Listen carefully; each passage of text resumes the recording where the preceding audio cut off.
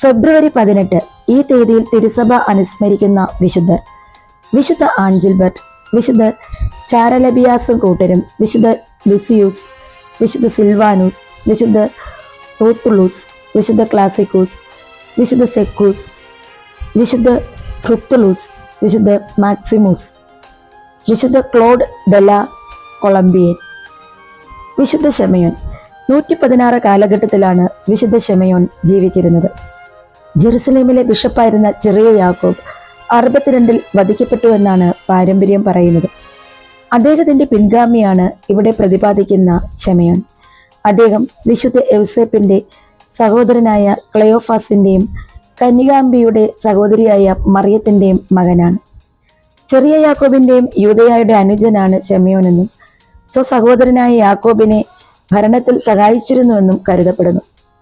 വിശുദ്ധ പത്രോസിന്റെയും പൗലോസിന്റെയും രക്തസാക്ഷിത്വത്തിന് ശേഷം റോമാക്കാർ ഉടനെ ജെറുസലേം ആക്രമിക്കുമെന്നും അതിനാൽ എല്ലാവരും പലായനം ചെയ്യണമെന്നും ക്രിസ്ത്യാനികൾക്ക് ദൈവത്തിൽ നിന്ന് ഒരു വെളിപ്പാടുണ്ടായി.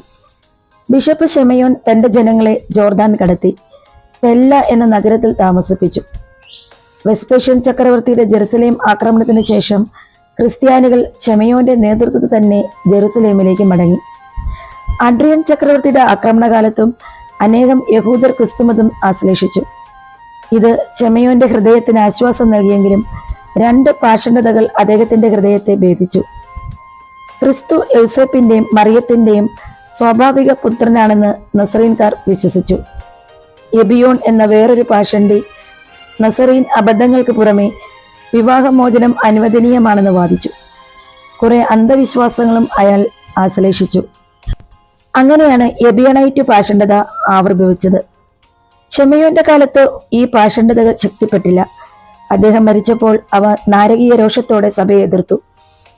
വെസ്പേഷ്യൻ ചക്രവർത്തിയും ഡൊമീഷ്യൻ ചക്രവർത്തിയും ദാവീദിന്റെ വംശം മുഴുവനെയും കൊന്നൊടുക്കണമെന്ന് ആജ്ഞാപിച്ചിരുന്നു. യഹൂദന്മാർ തക്കം നോക്കി ശമയോൻ ദാവീദിന്റെ വംശജനാണെന്നും ഒരു ക്രൈസ്തവനാണെന്നും റോമൻ ഗവർണർ അറ്റിക്കൂസിനെ അറിയിച്ചു. അദ്ദേഹം ശമയോനെ കുരിശിൽ തറയ്ക്കാൻ വിധിക്കുകയും ചെയ്തു.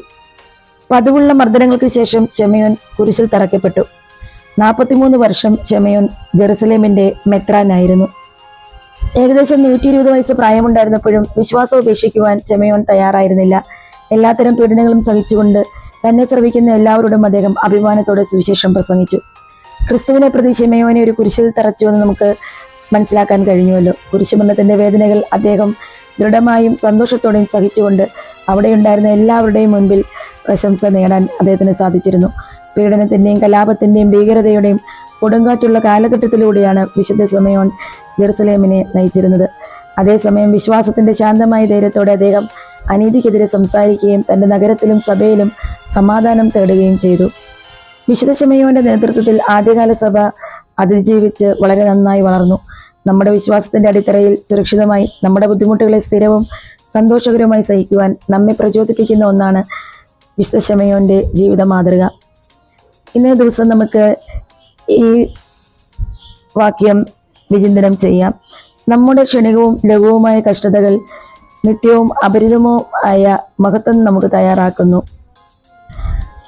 2 കൊരിന്തോസ് 4-17 വാക്യമാണ് നമ്മളോട് പറയുന്നത്. ക്രിസ്തുവിന്റെ കുരിശുമരണത്തിന് പകരം ശമയോൻ കുരിശുമരണം തന്നെ കാഴ്ചവെച്ചു. ആകയാൽ കുരിശുകളെ ഓർത്ത് നമ്മൾ അധൈര്യപ്പെടാതിരിക്കണം.